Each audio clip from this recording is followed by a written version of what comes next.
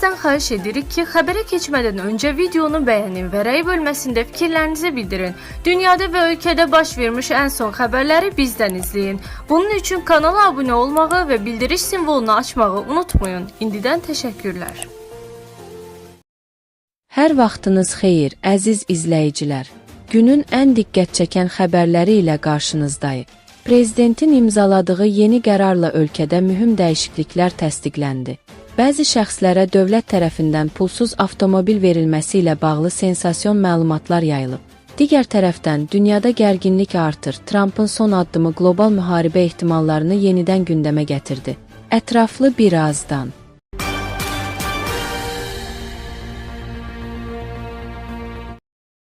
Ödənişli avtomagistrallarda maksimum sürət həddi saatda 130 km təsdiqlənib. Oxu 24. Xəbər verir ki, Prezident İlham Əliyev bununla bağlı yol hərəkəti haqqında qanuna dəyişikliyi imzalayıb. Belə ki, minik avtomobilləri və icazə verilmiş maksimum kütləsi 3,5 tondan artıq olmayan yük avtomobilləri yaşayış məntəqələrindən kənardakı ödənişli avtomagistrallarda sürət həddi saatda 130 km-dən çox, digər avtobuslar, yedəyində qoşqu aparan minik avtomobilləri, İcazə verilən maksimum kütləsi 3,5 tondan artıq olan yük avtomobilləri üçün isə ödənişli avtomagistrallarda maksimum sürət saatda 90 km-dən çox olmamalıdır. Bundan başqa, avtomobil yolları haqqında qanuna dəyişikliklə avtomagistral anlayışının çərçivəsində dəyişiklik edilib. Belə ki, bu qanunla avtomagistral bu qanunla müəyyən edilmiş hərəkət rejiminə malik olan, başlanğıcı və qurtaracağı müvafiq olaraq 5.1 və 5.2 nişanları ilə işarələnən, biri-birindən ayrıcı zolaq və digər konstruktiv elementlərlə ayrılan və fərqli hərəkət istiqamətləri üçün nəzərdə tutulan hərəkət hissələrinə malik, digər yollarla, o cümlədən dəmiryol, tramvay, velosiped yolları və ya piyada zolağı ilə bir səviyyədə kəsişməsi olmayan, hər 50 km-dən çox olmayan məsafədə xüsusi istirahət yerləri və dayanacaq meydançaları ilə təchiz edilən yoldur. Yeni əlavə edilən anlayışlı nəqliyyat vasitəsinin sahibi nəqliyyat vasitəsinin müvafiq icra hakimiyyəti orqanının müəyyən etdiyi orqanın, qurumun, mühafizə olunan duracağına gətirilməsi və orada saxlanılması üçün müvafiq icra hakimiyyəti orqanının müəyyən etdiyi orqanın, qurumun, müəyyən etdiyi məbləğdə haqqı ödədikdən dərhal sonra saxlanılmış nəqliyyat vasitəsi ona qaytarılır.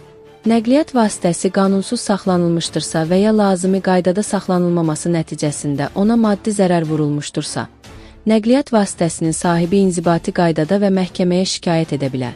Həmçinin bu maddənin 1-ci hissəsinin 9-cu və 10-cu bəndlərinə uyğun olaraq mühafizə olunan duracağa gətirilmiş nəqliyyat vasitəsinin orada saxlanılması üçün haqq nəqliyyat vasitəsinin mühafizə olunan duracağa gətirildiyi gündən sonraki gün saat 00:00-dan etibarən hesablanmağa başlayıb.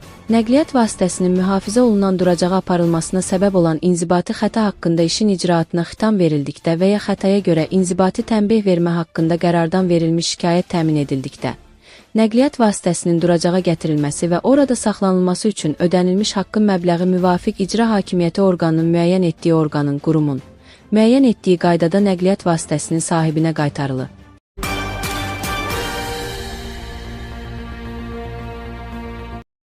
Xəbər verdiyimiz kimi, Azərbaycanda bir sıra şəxslərə dövlət tərəfindən pulsuz avtomobil verilir. Hansı kateqoriyadan olan şəxslər Azərbaycan Respublikasının Əmək və Əhalinin Sosial Müdafiəsi Nazirliyi tərəfindən minik avtomobili ilə növbədənkənar təmin olunurlar? Oxu 24.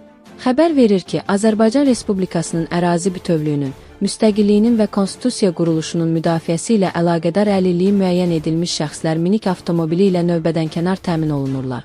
Azərbaycan Respublikası Nazirlər Kabinetinin 2020-ci il 18 dekabr tarixli 501 nömrəli qərarı ilə təsdiq edilmiş, əlilliyi olan şəxslərin reabilitasiya vasitələri ilə təmin edilməsi şərtləri və qaydasının 3.1-ci maddəsinə əsasən aşağıda qeyd olunan imtiyazlı şəxslər Əmək və Əhalinin Sosial Müdafiəsi Nazirliyi tərəfindən minik avtomobili ilə təmin edilirlər.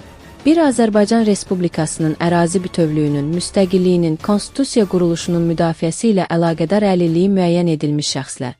2990-cı ilin 20 yanvar hadisələri ilə əlaqədar əlilliyi müəyyən edilmiş şəxslər.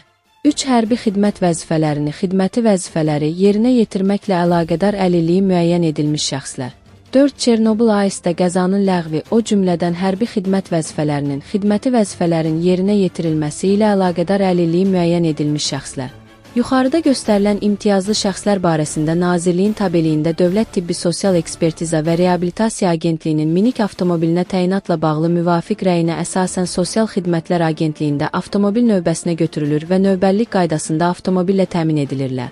Şəxs özünün növbəsi barədə məlumatları Nazirliyin e-sosial internet portalından şəxsi kabinetinə daxil olaraq əldə edə bilər. Hüququ yarandığı halda şəxs minik avtomobili ilə təmin edilənədək, Sosial Xidmətlər Agentliyi tərəfindən onlara ildə 2 dəfə nəqliyyat xərci kimi əmək pensiyasının minimum məbləğinin 20% məbləğində pul kompensasiyası verilir. Azərbaycan Respublikasının ərazi bütövlüyünün, müstəqilliyinin və konstitusiya quruluşunun müdafiəsi ilə əlaqədar əlilliyi müəyyən edilmiş şəxslər minik avtomobili ilə növbədənkənar təmin olunurlar.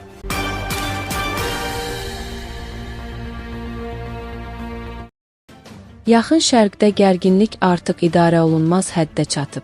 Amerika Birləşmiş Ştatları prezidenti Donald Trumpın Pakistandakı diplomatik cəhdlərinin iflasa uğraması regionu və dünyayı böyük bir hərbi qarşıdurmanın eşiyinə gətirib.